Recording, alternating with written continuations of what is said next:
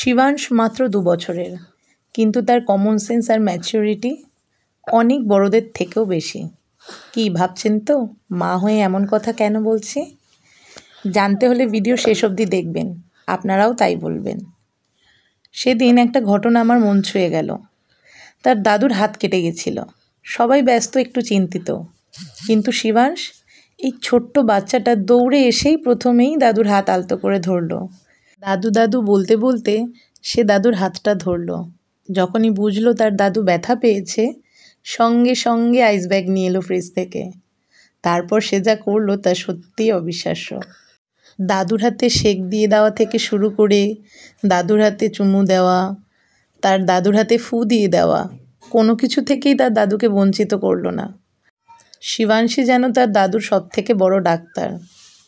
এই দৃশ্য দেখে আমার নিজের চোখে জল চলে এলো। একটা 2 বছরের বাচ্চার ভেতর এতটা মমতা, এতটা অনুভূতি, এটা সত্যিই ঈশ্বরের দান।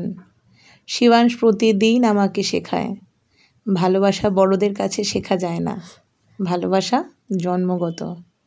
বয়স ছোট হলেও হৃদয়টা অনেক বড় হতে পারে।